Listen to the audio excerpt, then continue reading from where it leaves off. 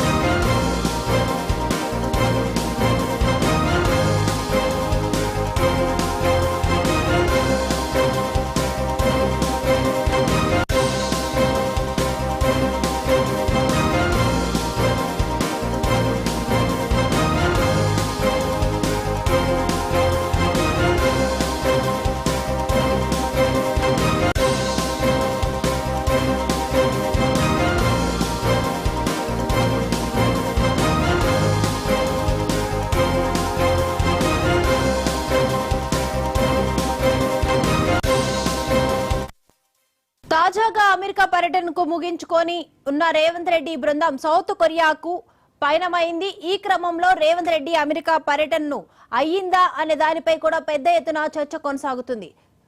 అయితే దావోస్ పర్యటన ఫెయిల్ అయినప్పటికీ రేవంత్ రెడ్డి అమెరికా పర్యటన మాత్రం గ్రాండ్ సక్సెస్ అయిందనే మాట వినిపిస్తుంది. తెలంగాణకు పెట్టుబడులు తీసుకురావడంలో రేవంత్ రెడ్డి ఈసారి సక్సెస్ అయ్యారనే మాట కూడా వినిపిస్తుంది. దిగ్గజ కంపెనీలతో రేవంత్ రెడ్డి పలు ఒప్పందాలు చేసుకున్నారని, వాటి ద్వారా రాష్ట్రానికి ఎంతో మేలు జరుగుతుందని సంబంధిత వర్గాలు చెబుతున్నాయి.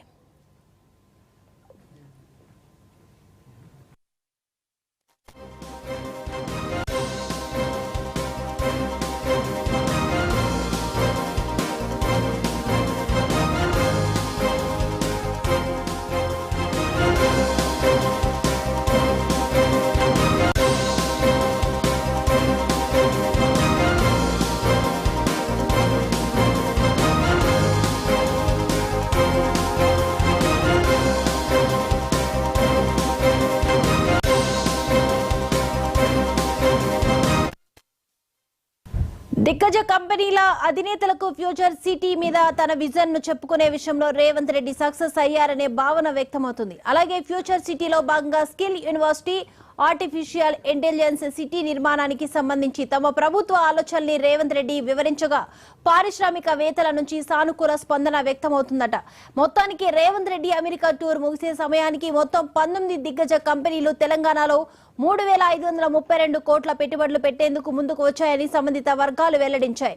దీనివల్ల కొత్తగా 30,750 మందికి ఉద్యోగ అవకాశాలు లభించనున్నట్లు తెలిపాయి. మొత్తానికి చూసుకుంటే రేవంత్ రెడ్డి బృందం అమెరికా టూర్ సక్సెస్ అయిందనే వాదన బలంగా వినిపిస్తుంది. ప్రస్తుతం సౌత్ కొరియా పర్యటనలో ఉన్న రేవంత్ రెడ్డి టీం అక్కడ నుంచి ఎన్ని పెట్టుబడులు తీసుకొస్తారనే దాన్ని కూడా చూడాలి.